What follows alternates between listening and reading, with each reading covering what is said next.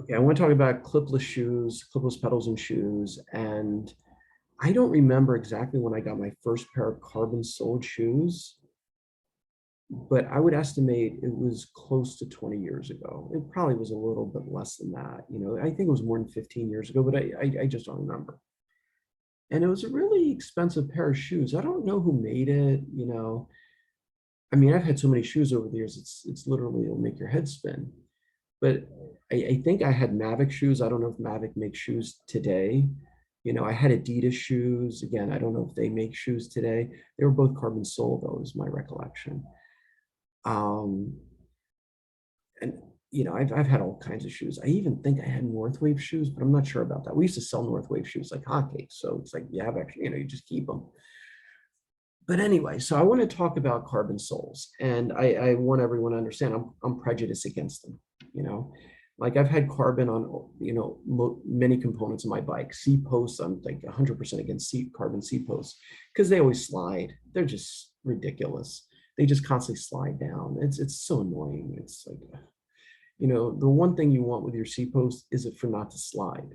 Like really. And the carbon ones are just ridiculous. They're too slick. Too oh, I guess if they rough them up, maybe, it'll work, but they didn't work. They're just ridiculous. Shoes are worse than seat posts. So let's talk about that. They're the worst thing ever. So I got these really high performance, high price shoes, like really cool carbon. Back in the day, I got like really early versions. They had the fancy carbon, you know. So, and my feet hurt. I mean, and my feet hurt every time I took them out. Like every time, it was crazy. I was like, what's going on? And I'm convincing myself, I was like, these are nice shoes. These are high-end shoes. This is good stuff. And eventually you just, get the realization, this stuff sucks. I mean, these shoes are just so bad. And, I remember it took a while because I was telling myself, that, like my foot's stupid. Like I know these are good shoes. No, they were not. Anyway, here's the deal. I remember going Interbike after that, and I talked to the CD rep. CD is, I think probably the biggest shoe manufacturer in the world. I mean, for bicycle stuff. That might not be true. I mean, Pro Zumi is getting kind of big with other nonsense, but they do nonsense. They're not like really high end. I think Pro Zumi is kind of secondary, in my opinion, but they definitely do volume. But CD does some serious high-end shoes. I think they're probably the biggest high-end shoe manufacturer in the world. And not sure about that, right? I'm definitely not sure. And I talked to him and I looked at the shoes and I was like, hey, so what you got? And he's like, yeah, we're using the low quality carbon now.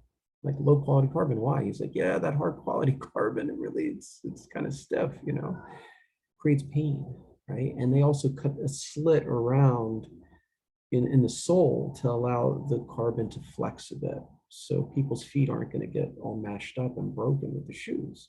It's just going to lead to injuries when you have pain. And I was like, oh, wow. So I guess I wasn't wrong. My mind was wrong. I was convincing myself my feet were right. So the shoes suck, you know. The deal is now, I mean, I think they made modifications to make them better, but I mean, I'm never going to wear another pair of carbon soled shoes again in my life. And if you like them, go for them. But I do nylon. I mean, they cost, they're cheap, they're nice, and they just don't hurt my feet. I don't have to think about it. If I have to think about this, is this painful? No, like I'm not really interested in that thought. So anyway, watch the carbon soles. Make sure if you're going to buy them, they're low quality carbon and they have some space for the carbon to flex. So your foot's not just going to get the crap eat out of it every time you're out. Thank you.